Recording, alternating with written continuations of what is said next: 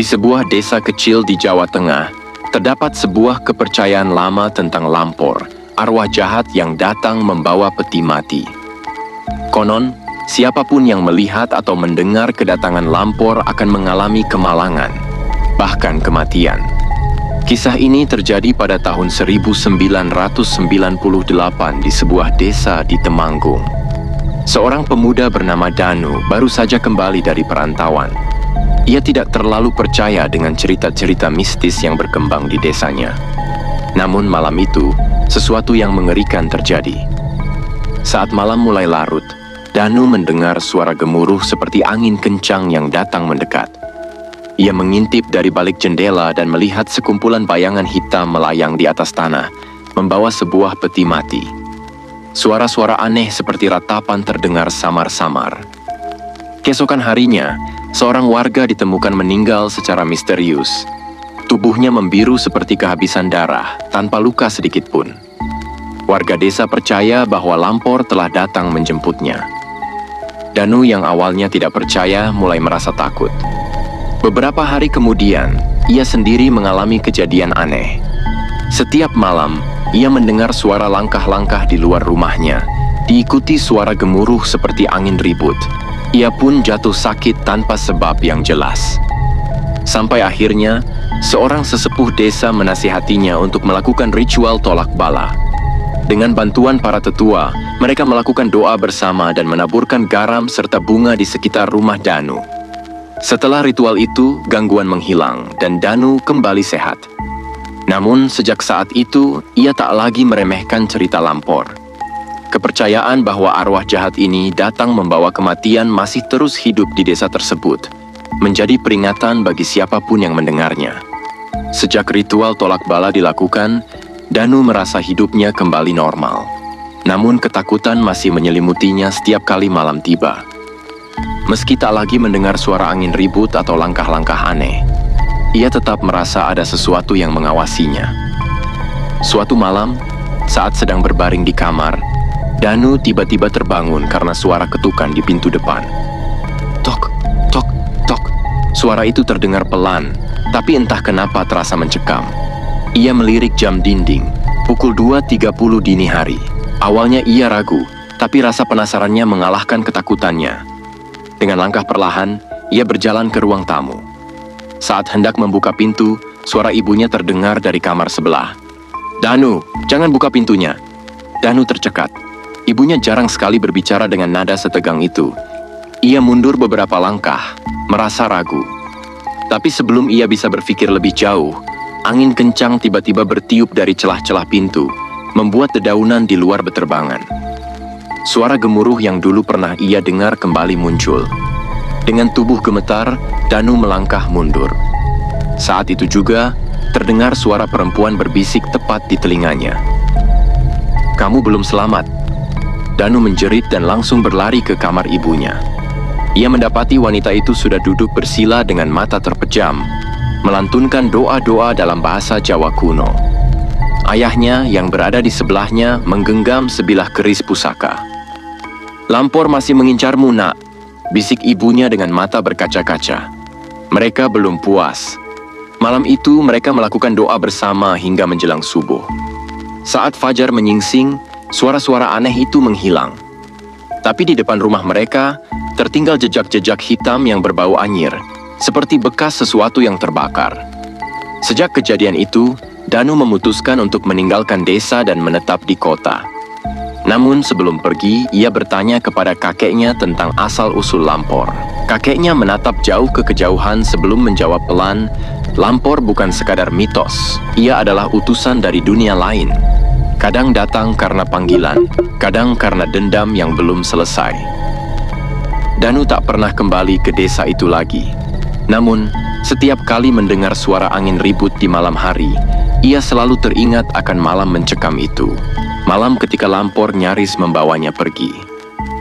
Bertahun-tahun telah berlalu sejak kejadian itu. Danu kini menetap di kota dan menjalani kehidupan normal. Namun dalam tidurnya, mimpi buruk tentang lampor masih sering menghantuinya. Ia kerap terbangun di tengah malam dengan dada sesak, seolah-olah ada sesuatu yang masih mengikutinya. Suatu hari kabar duka datang dari kampung halamannya. Kakeknya meninggal secara misterius. Yang lebih mengerikan, kematiannya mirip dengan kejadian dulu. Tubuh membiru tanpa luka sedikit pun. Mau tak mau, Danu harus kembali ke desa untuk menghadiri pemakaman. Sesampainya di sana, suasana desa terasa lebih sunyi dari biasanya. Warga yang biasanya ramah kini tampak murung dan gelisah. "Ada apa, Bu?" tanya Danu kepada salah satu tetangganya. Sang ibu tua menatapnya dengan pandangan khawatir. "Lampor datang lagi, Danu. Beberapa hari terakhir, banyak yang mendengar suara angin ribut di malam hari. Beberapa orang sudah jatuh sakit tanpa sebab." Danu merinding. Ia teringat peristiwa yang hampir merenggut nyawanya dulu. Malam itu, setelah pemakaman, ia menginap di rumah keluarganya. Awalnya, semuanya terasa normal. Namun sekitar pukul 2 dini hari, udara tiba-tiba menjadi sangat dingin. Daun-daun di luar rumah mulai berguguran dan suara gemuruh kembali terdengar. Dengan hati berdebar, Danu mengintip dari balik jendela. Di kejauhan, ia melihat bayangan hitam berkelebat cepat di antara pepohonan. Seolah menyadari keberadaannya, bayangan itu berhenti. Dari dalam kegelapan, dua mata merah menyala menatap langsung ke arahnya. Danu tersentak mundur, napasnya memburu. Saat itu juga, suara ketukan terdengar di pintu depan. Tok, tok, tok. Ia menelan ludah. Suara itu terdengar sama seperti dulu. Dengan tangan gemetar, ia membangunkan ibunya. Wanita itu terkejut dan segera meraih tasbihnya. "Jangan buka pintunya," bisiknya tegas. Ketukan itu semakin keras, diikuti oleh suara angin ribut yang mengguncang rumah. Pintu berderit seolah-olah sesuatu sedang berusaha menerobos masuk. Ayahnya berlari keluar kamar dengan keris pusaka di tangan. "Danu, ambil air doa di dapur, cepat!" Dengan tergesa-gesa, Danu mengambil kendi berisi air doa yang sudah disiapkan oleh para tetua desa. Saat ia kembali, pintu rumah bergetar hebat, hampir lepas dari engselnya.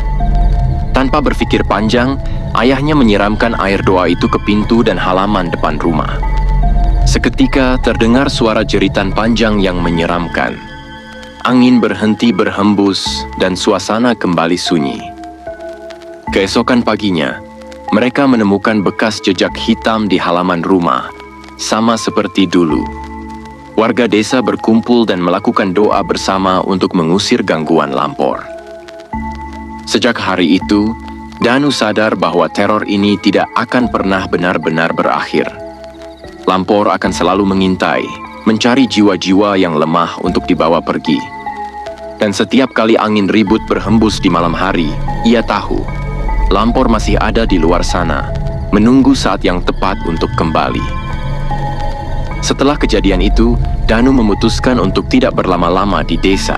Ia merasa Lampor masih mengawasinya, seolah menunggu kesempatan untuk menjemputnya.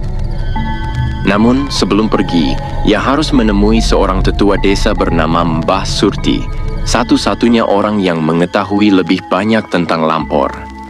Saat Danu tiba di rumah Mbah Surti, ia disambut oleh aroma dupa yang menyengat. Wanita tua itu sudah duduk bersila di tengah ruangan, matanya tajam menatap Danu. "Kamu tidak bisa terus lari, nak," ucapnya pelan. "Ada sesuatu yang belum selesai antara kamu dan Lampor." Danu menelan ludah. "Apa maksud Mbah?" Mbah Surti menghela napas dalam. "Kakekmu dulu pernah berhutang sesuatu pada mereka. Ia pernah melanggar perjanjian lama yang seharusnya tidak boleh dilanggar." Danu mengerutkan dahi. "Perjanjian apa?" "Dulu desa ini pernah dilindungi oleh makhluk gaib. Tapi ada harga yang harus dibayar, 1 nyawa setiap beberapa dekade. Kakekmu adalah orang yang berusaha menghentikan itu, dan karena itulah Lampor terus datang untuk menagihnya." Jelas Mbah Surti. Danu merasa darahnya berdesir. "Jadi, kematian kakek bukan kebetulan?" Mbah Surti menggeleng. "Tidak, dan mereka belum puas. Mereka ingin memastikan perjanjian itu tidak terputus. Itu sebabnya mereka masih mengincarmu." Danu merasa tubuhnya melemas. Ia pikir semua sudah berakhir, tapi kenyataannya, ia hanya selangkah lebih dekat ke dalam bahaya. Malam itu, Danu memutuskan untuk menginap 1 malam lagi sebelum kembali ke kota. Ia merasa perlu berbicara dengan ibunya sebelum benar-benar meninggalkan desa. Sekitar pukul 2 dini hari, suara angin ribut kembali terdengar. Kali ini lebih kencang, lebih mengerikan. Danu yang sudah bersiap, segera mengambil kendi berisi air doa yang diberikan Mbah Surti. Namun kali ini bukan hanya suara ketukan. Ada suara lain. Danu, bukakan pintunya. Danu terkejut. Itu suara kakeknya. Jantungnya berdegup kencang. Ia tahu ini jebakan. Dengan suara bergetar, ia berteriak, "Kakek sudah tiada, pergilah." Suara itu tertawa pelan, lalu berubah menjadi bisikan yang lebih menyeramkan. "Kalau begitu, kau yang akan menggantikannya." Tiba-tiba, pintu rumah terbuka dengan sendirinya. Angin kencang menerpa, membuat benda-benda di dalam rumah berterbangan. Danu mundur, tapi sosok hitam dengan mata merah menyala sudah berdiri di ambang pintu membawa sebuah peti mati. Danu nyaris pingsan, namun sebelum sosok itu bisa melangkah masuk, ibunya menyiramkan air doa ke arah pintu sambil membaca doa-doa. Sosok itu menjerit, tubuhnya menggeliat kesakitan.